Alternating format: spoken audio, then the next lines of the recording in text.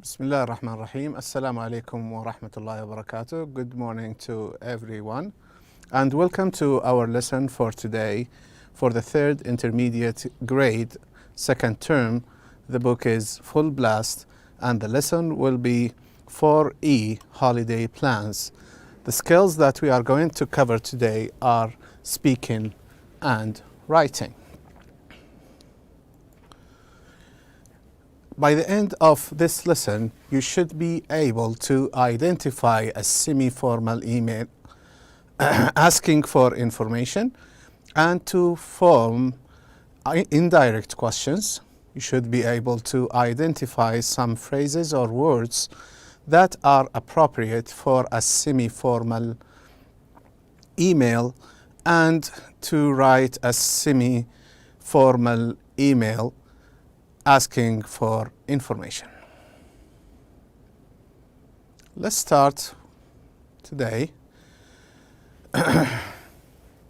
with exercise A in your book under the speak and write exercise. It says below is an email Matthew Fox sent to SA Winter Travel Agency. Read it and answer the questions. When it is possible, underline parts of the letter to justify your answers. Right. First, let's have a quick look at the questions before we read the email. First question says, is Matthew writing to someone he knows? Second question says, where did he find the advertisement? Number 3, why is he writing this email?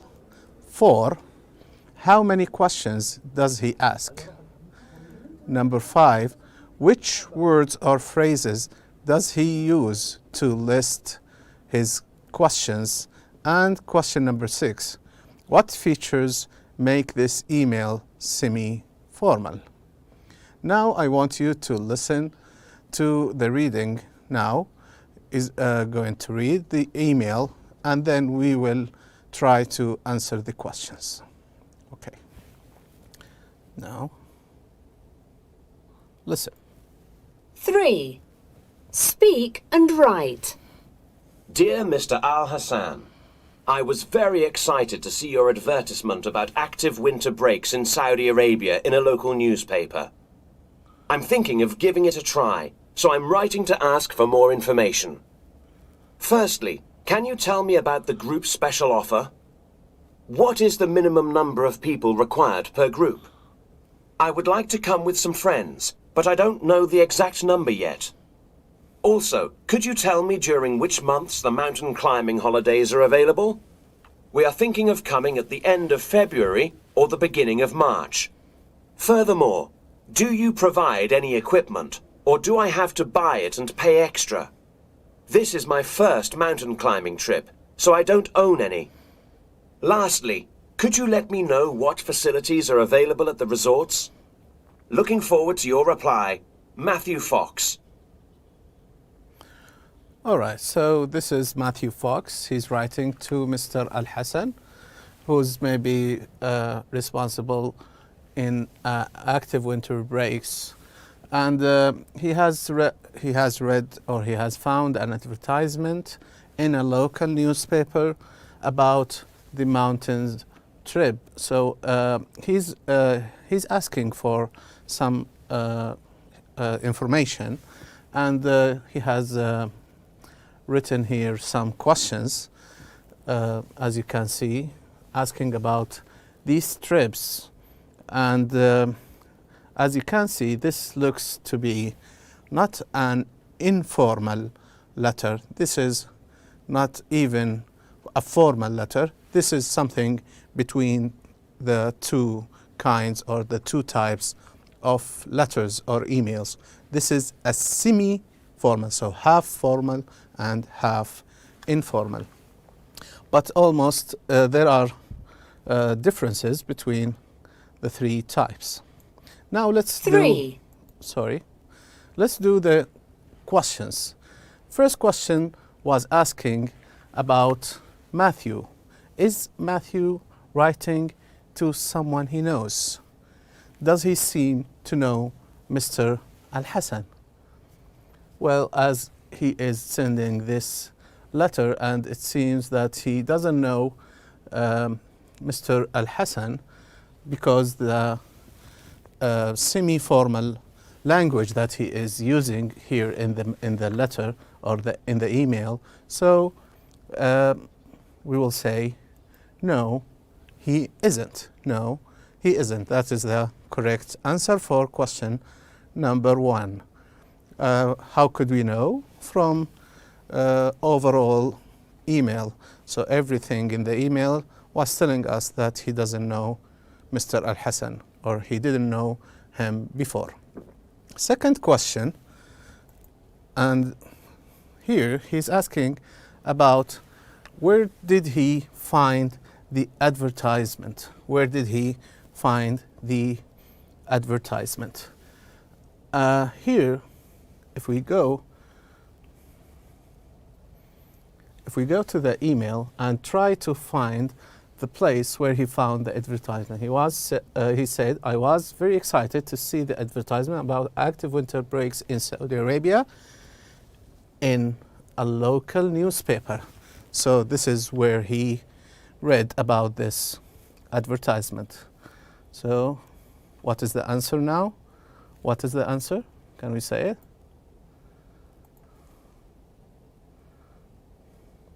The answer is in a local newspaper.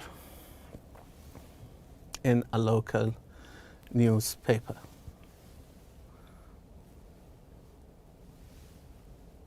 Sorry. In a local newspaper. Now let's go to the third question, question number 3. Why is he writing this email? As you can see here, I'm writing to ask for more information. So this is the answer that we can have here. I'm writing to ask for more information. This is the answer. Okay, to ask for more information. Next question, question number 4. How many questions does he ask? Let's count the questions. First question here. So this is number 1. This is number 1. Is there any more questions? Yes. What is the minimum number of people required per group? So here, sorry. This is question number 2. Do you have any more questions? Yes, right here. Could you tell me during which months the mountain climbing holidays are available? So this is question 3. Do we have any more questions? Yes, right here. Do you provide equipment, or do I have to buy it and pay extra money? This is number 4. And do we have any more questions? Yes, we have one more question, last question. Could you let me know what facilities are available at the resort? So how many questions now do we have? We have 5 questions. We have 5 questions. So the answer is 5. The answer is 5. Let's go to question number 5. Which words or phrases does he use to list his questions?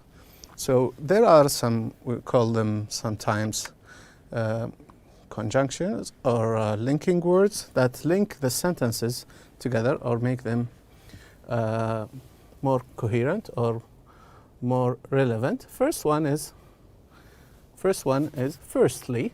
He uses words like also, furthermore, and lastly. So these are the types of words that he uses to list the questions. So firstly, also, furthermore, and lastly. One more question, last question, question number 6. And this question, what features makes this email, or what features make this email semi-formal? So we have some features right here, as you can see. Okay. Our features that we have in this email are things that tell us, sorry.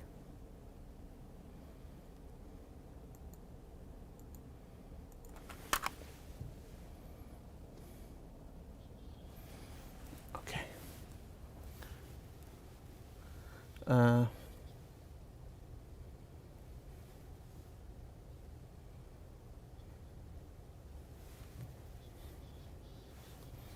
First one, the following features.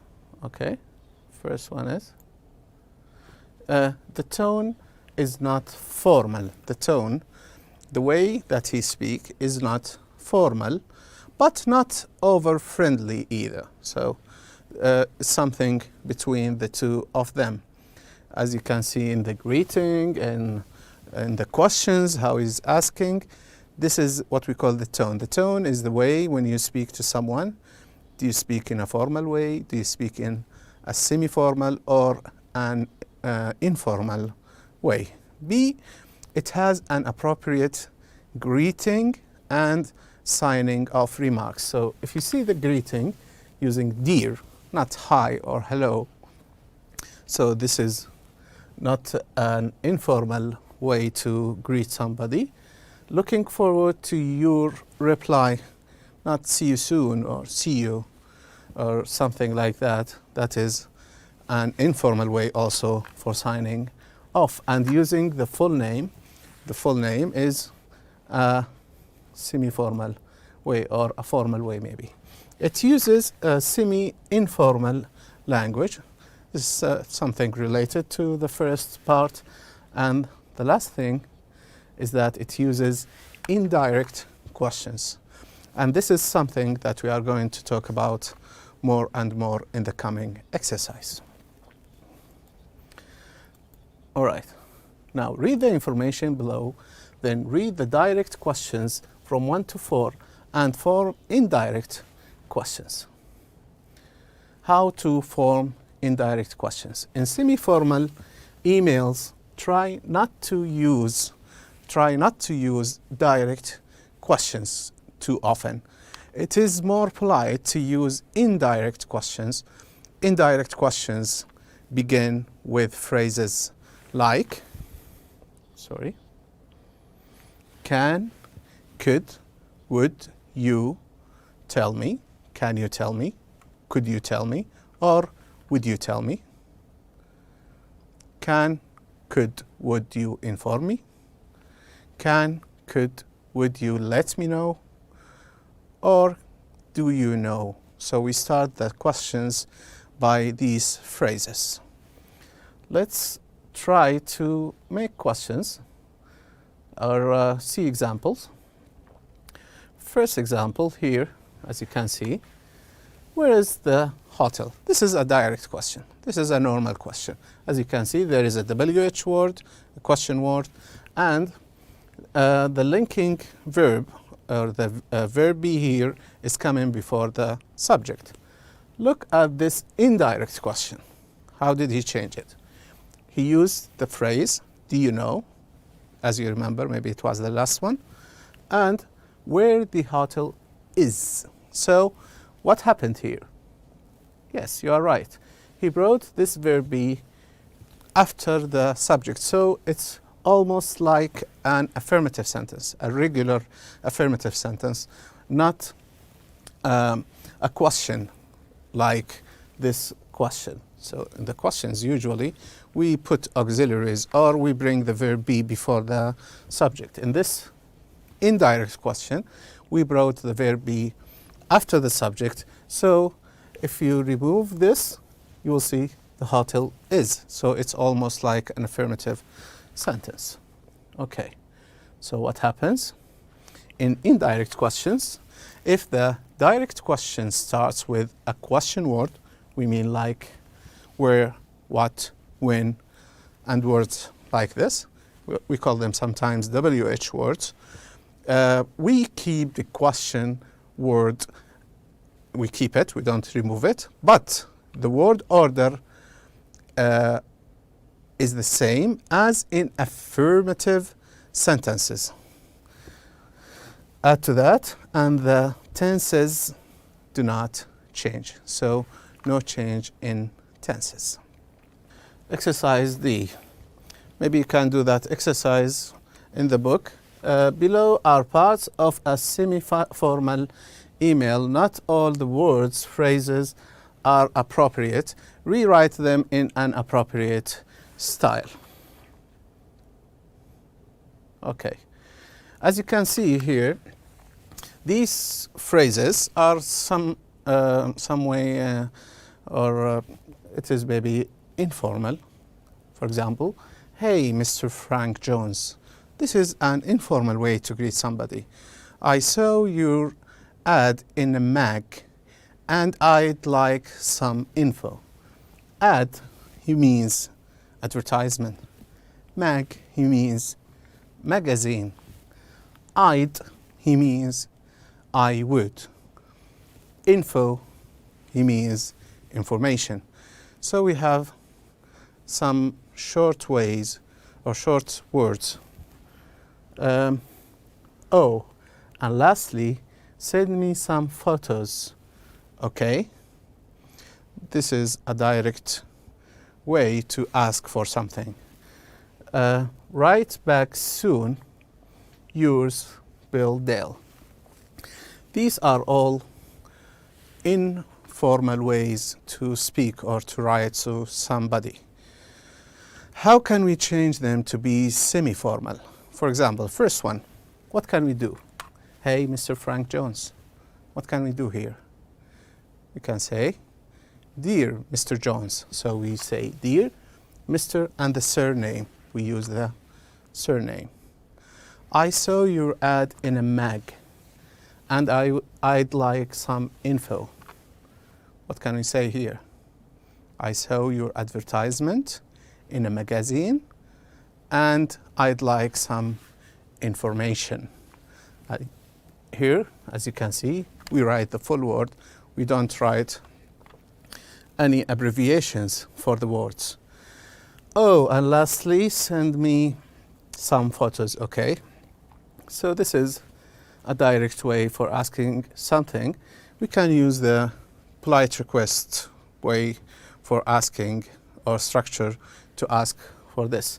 For example, I can say, lastly, can you send me some photos, please? Could you please send me some photographs? Okay. Last one, write back soon. I can say, I look forward to hearing from you. So this is more formal way. Instead of yours, I can say, many thanks, and you write the full name. The full name is almost used in semi-formal letters or emails. Maybe we cannot go to the book today. We have some issue here related to technology. Exercise F. You are going to look at the advertisement on page number 63 and write an email. You are going to write an email to Tompkins Travel Agency. So you go to your book, page number 63, and use the poster. There is a poster for speaking, actually. You can do the speaking exercise also for that. And you can use the information that are available in the poster to ask for information. And you are going to write an email, a semi-formal email, to that agency and ask for information and the holiday and the holiday trip. Follow the plan in activity C. So you go to page number 128 and complete the writing plan. Let's go now to page 128, and in there we can we can see this writing plan. First, we have to start with the greeting. Greeting, usually we use dear, and then the abbreviation before the name, we say Mr. or Mrs. or Miss, and then we say the surname, the family name. So how will you begin your letter? We can start it with something like that. Dear Mr. Frank Smith. So this is the name of the person who's responsible at that agency. The opening paragraph, you should say why are you writing, where you saw the advertisement and why you are writing. For example, in this situation, you may say, I saw your advertisement in a local magazine and I am writing to ask for more information about the summer breaks on Margaret Island. The main part, here we have 4 elements. First element is to ask about the cost for 1 week. We have another question about any special offers in August. Another question, which sports are available, and the minimum age for sports. If I want to ask about the cost for 1 week, I can say it in this way. I was wondering, and this is an indirect way for asking, I was wondering about the cost. Can you tell me how much 1 week's stay would cost? As we showed before, this is an indirect question. Any special offers in August? I can ask like this. We are thinking of going to the island in August. Are there any special offers then? Which sports? I can say, in your advertisement, you mentioned extreme sports, which exactly are available. The minimum age, I can say, for example, can you tell me what the minimum age for sports is? My 2 young sons are joining me, so I would like to know the minimum age. For the closing, I can thank the person and mention you would like, or that I would like a reply from him as soon as possible, and then signing off by choosing the appropriate phrase for the signing off, and then I can write my full name. So for thanking, I can say, thank you for your time. Please send me a reply as soon as possible. For the signing off, I can close with an appropriate phrase like best wishes and write my full name like this. Now it's the time to bring all this together in one piece and write a full email starting with the greeting, opening paragraph, main part, and then closing paragraph. Then we have space for signing off and signature. It's going to be almost like this here. Dear Mr. Frank Smith, I saw your advertisement in a local magazine and I am writing to ask for more information about the summer breaks on Margaret Island.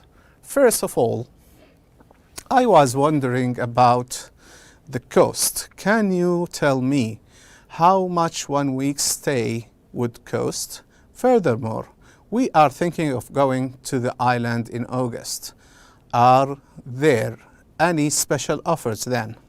In your advertisement, You mention extreme sports, which exactly are available. What is more, can you tell me what the minimum age for sports is? My 2 young sons are joining me, so I would like to know. Thank you for your time. Please send me a reply as soon as possible. Best wishes. And then I wrote my full name. As you can see, I have added or inserted some phrases that are usually used to link the questions together. That was it for today. I hope that you enjoyed our lesson. Thank you and good luck.